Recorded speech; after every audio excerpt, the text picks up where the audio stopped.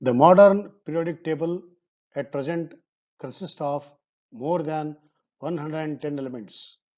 These elements mutually combine together to give a very large number of compounds. The formation of a compound involves the combination of two or more atoms under a specific set of conditions.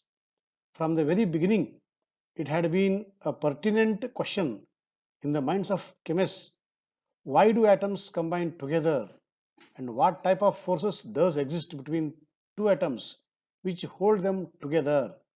The law of nature is that an unstable system has a basic urge to acquire stability. This law helped chemists to understand as to why do atoms combine together. The inert gases normally do not enter into chemical combination. Their atoms possesses a stable electronic configuration. Rest of the atoms present in the periodic table lack the stability. Therefore, they somehow try to acquire stability in their electronic configuration. This basic tendency compels them to enter into chemical combination. When two atoms combine together, they try to acquire stable electronic configuration by giving, taking, or sharing electrons, and thus establish some sort of binding force or chemical bonding between them. It is the basic urge or the basic instinct that has made nature look most beautiful and listen mesmerizing melody. My dear cadets, welcome to the today's session and the most fascinating chapter, chemical bonding and the molecular structure.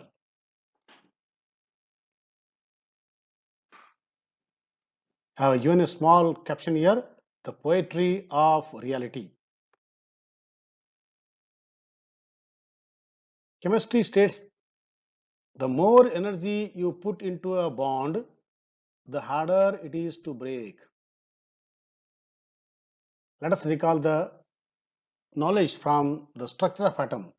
The more you put energy to make a bond, the harder the difficulty is to break. That means once the bond is formed, then it is very difficult to break using the energy barrier. That is the meaning of this statement. This statement holds good throughout the chapter. Now, let us learn about this chapter now. Diamond is very hard, while its allotrope graphite is very soft. Gases like hydrogen and oxygen are diatomic, while the inert gases are monatomic. Carbon combines with chlorine to form carbon tetrachloride, which is a liquid and insoluble in water. Sodium combines with chlorine atom, to form sodium chloride, a hard and a brittle compound that readily dissolves in water. The possible reason for these observations lies in the type of interaction that exists between the atoms of these molecules, and these interactions are responsible for holding the atoms or ions together. The interatomic attractive forces which hold the constituent atoms or ions together in a molecule are called chemical bonds. Why do atoms combine only in certain combinations to form molecules? For example, oxygen combines with hydrogen to give water, and with carbon it gives carbon dioxide. The structure of water is V-shaped, while that of the carbon dioxide is linear. Such questions can be answered using the principles of chemical bonding. In this unit, we will analyze the various theories and their principles which were developed over the years to explain the nature of chemical bonding. Now, what is chemical bond? First, the basic meaning of the word, what is a chemical bond? See, sodium and chloride, they are attracting each other to go for the sodium chloride structure. A small diagram to analyze and to represent, to understand a chemical bond. A chemical bond may be defined as the force of attraction, which holds various constituent entities. They may be atoms or ions together in different chemical substances. That means a chemical bond is the force which holds atoms together in a simple sense. But remember, bonding involves only the valence electrons. This I told 3 times in the structure of atom chapter. Among all the electrons present in an atom, it is the valence electrons which are most important because they are outside, they are outermost. So anything to happen on the atom, it will happen on the outermost electrons. Therefore, outermost electrons are the valence electrons are very important and they participate in the bonding. That's why he says bonding involves only the valence electrons. Inner electrons are, they cooperate, they exist helping hand for the formation of a bond. Compounds are formed from chemically bound atoms or ions. So this is what meaning of the phrase chemical bond. Now in this chapter we are going to learn, I already told in my introduction, principles and theories of chemical bonding. So what all theories we are going to learn in this chapter? The most fascinating chapter, the most interesting chapter, the most lovable chapter. These are the theories. Okay. Theory number 1, Kozal-Lewis theory.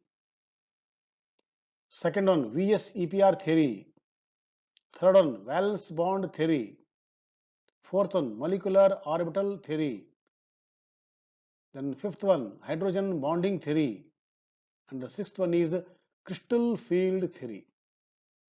Here we learn this is the first theory in the chemical among the many theories, like how in the periodic table earlier attempts were made like a Dauvergne, Newland, Mendeleev and so on.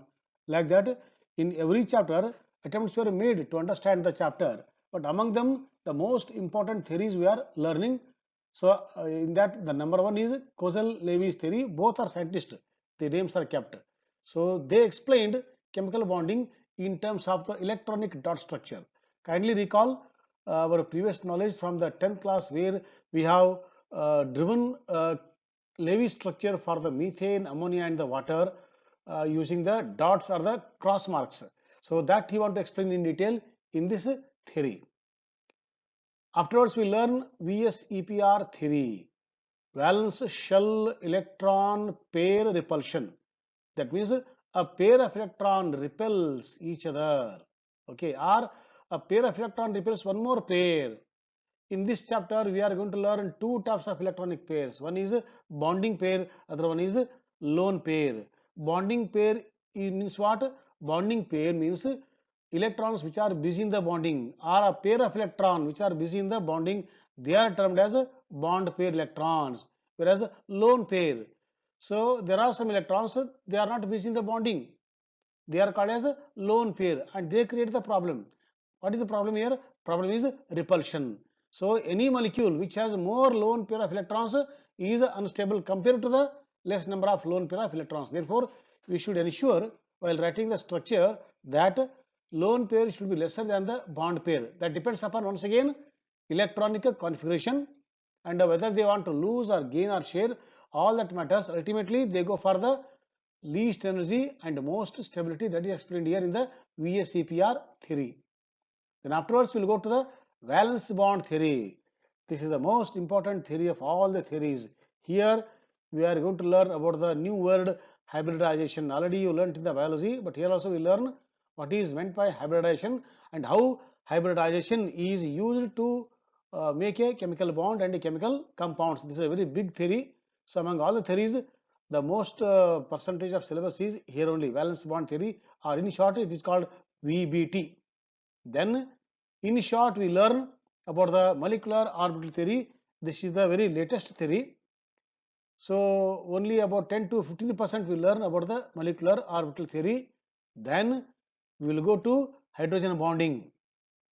There are some kinds of atoms which are most electronegative and which are small in size. They go for the hydrogen bonding. Okay, so that all we learn in this area, hydrogen bonding theory. Then this is the one which is very interesting, crystal field theory supported by ligand field theory, especially for the coordinate bond formation or the complexes that we learn in the 12th class. All these except CFT we learn in the 11th class. Only CFT, crystal field theory, we learn in the 12th class. Okay, so